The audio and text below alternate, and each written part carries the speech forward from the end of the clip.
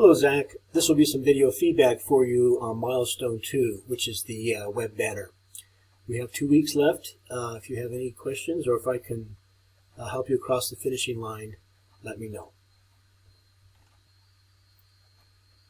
Zach, this is pretty clean. The logo, separating the crystal part of the logo and enlarging it is in some ways creating a new logo. It's fine, and I want you to have some latitude, in the ingredients. But just so you know, it would probably be frowned upon, if you were in a professional, say, corporate setting. But at any rate, I like what you've done to it.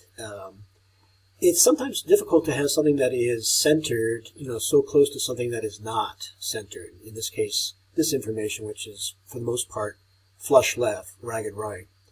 And in terms of mass, they balance, but in terms of type alignment, they're a little at odds. Just a suggestion. I don't know if you need to repeat the crystalline structure. It's pretty dominant. And I think, just a vast expanse of sand would be just as effective, visually, to suggest, such wonderful isolation outdoors. I'm going to open it up in Photoshop to see what your file structure is like and how you've accomplished your motion.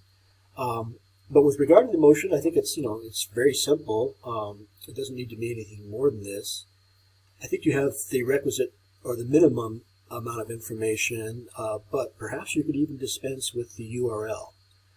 Think about it, perhaps look at other professional travel and leisure advertising to see just what kind of information they give.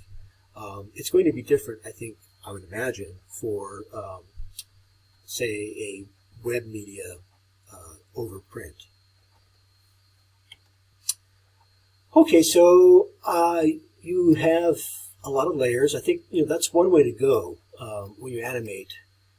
It's probably preferable to have fewer layers, if you can, with all the ingredients on those few layers that you can turn on or off, rather than making a sequence of frames. But yours happens to work quite well, so I apologize for saying otherwise. Yeah, I see. So you already have like transition frames in there. And you varied the speed. Wow, this is mea culpa. This is quite sophisticated. Seems to speed up at some point, though. And I presume that you have it looped forever. Yeah, it seems to speed up there. It goes back to 0.6 of a second. That's okay. It gives a little bit of action to it.